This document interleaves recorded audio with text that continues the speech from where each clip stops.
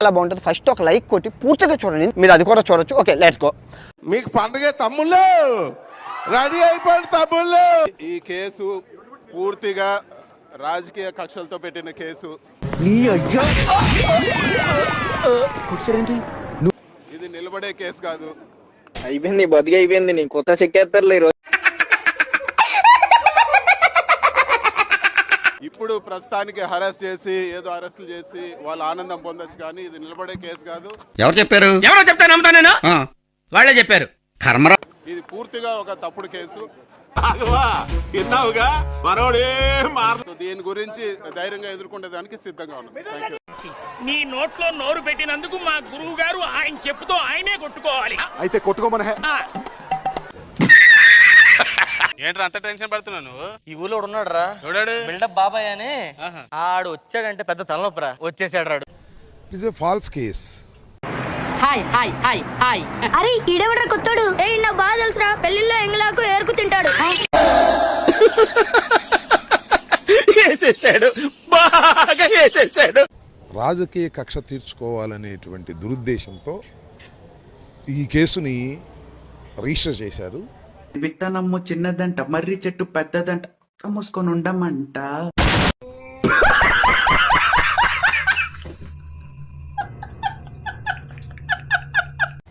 ఈ కేసులో రాజకీయంగా ఎవరైతే శత్రువులు ఉంటారో వారందరూ నా కొడుకు వచ్చినప్పటి నుంచి నాకు దరిద్రం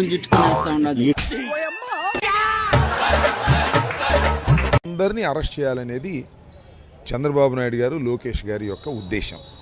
పోతారు, మొత్తం పోతారు. దానిలో భాగంగానే ఈ అరెస్టులన్నీ జరుగుతూ ఉన్నాయి.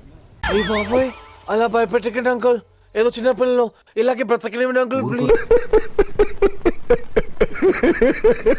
కేసీ రెడ్డి కానీ, ధనంజయ రెడ్డి కానీ, లేదా కృష్ణమోహన్ రెడ్డి గారు కానీ, మిథున్ కానీ, వీళ్ళందరినీ కూడా పిల్లర్ నంబర్ 377 దగ్గర గాంజా అమ్ముకునేటోళ్ళగా ఉంది.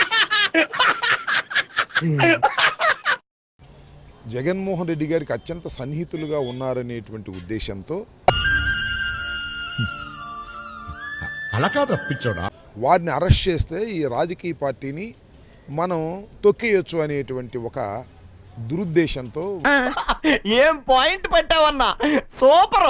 ఒక అపోహతో చంద్రబాబు నాయుడు గారు, లోకేష్ గారు కలిసి పన్నినటువంటి పన్నాగం ఇది. అల్లుడు నువ్వు తగ్గొద్దు, నువ్వు వెనకడుకోవద్దు, మ్యాటర్ ఏంటో తెలిపోవాలి. ఒక అద్భుతమైన నవల లాంటిది కథ అంతా కూడా. అసలు ఏంటి, అసలు లిక్కర్లో స్కామ్ జరిగే అవకాశం ఎక్కడుంది? నాకు భయం అవుతుందిరా. ఏమైతుందన్నా, భయం అవుతుందా?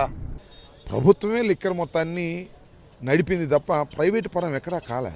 మాకు తెలియదు సార్, మీరు దేశ ముదురు కాబట్టి చెప్పండి. మీరు ముదురు కదా, మీరు అందరు నాకుతుంటారు కదా. దానితో పాటు 20 డిస్టిలరీలు ఉంటే 14 డిస్టిలరీలు చంద్రబాబు నాయుడు పర్మిషన్ ఇచ్చాడు. రామ్ గారు కళలు కనమన్నారు, కథలు మింగమనలేదు.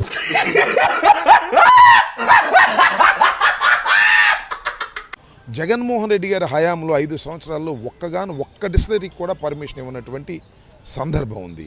అబ్బో, ఫాల్స్, అబద్ధం. ఎంతకన్నా ఎందుకు తొందర, వెయిట్. మా బతుకు బురదలో పంది బతుకుతుంది, నువ్వు బతుకుతున్నావు ఎందుకురా? ఎదవన్నారు ఎదవయ్య. అయితే రాజకీయంగా కక్ష తీర్చుకోవాలనే ఉద్దేశం. అంతేగా, అంతే. ఏం ఫీల్ ఉన్నది మామయ్య. ముఖ్యంగా మిథున్ రెడ్డి గారు చాలా పాపులర్ నాయకుడు. ఏంటి బాబా అన్న, ఇంకోసారి అన్న. మొన్న అంత అద్భుతమైనటువంటి తెలుగుదేశం గాలిలో కూడా పార్లమెంటు సభ్యుడిగా గెలుపొందాడు. జగన్మోహన్ రెడ్డి గారికి అండగా ఉన్నాడు. ఢిల్లీలో పార్టీ వ్యవహారాలన్నీ చూసుకుంటున్నాడు. కాబట్టి దొంగలని మీరే భలే ఒప్పుకున్నారా? ఆయన తీసుకొచ్చి లోపల వేసేస్తే పార్టీ వ్యవహారాలు ఢిల్లీలో చూసుకునేవారు ఎవరు ఉండరనేటువంటి ఒక వాడే ఉద్దేశంతో అన్నాడు. దురుద్దేశంతో, పొలిటికల్ వెండేటాతో ఈ కార్యక్రమాలన్నీ చంద్రబాబు నాయుడు గారు చేస్తున్నారు. అయ్య బాబోయ్, నిజమే. మీరు చేయండి, సబ్స్క్రైబ్ చేయండి, 1,00,000 దాటించండి చెప్తా.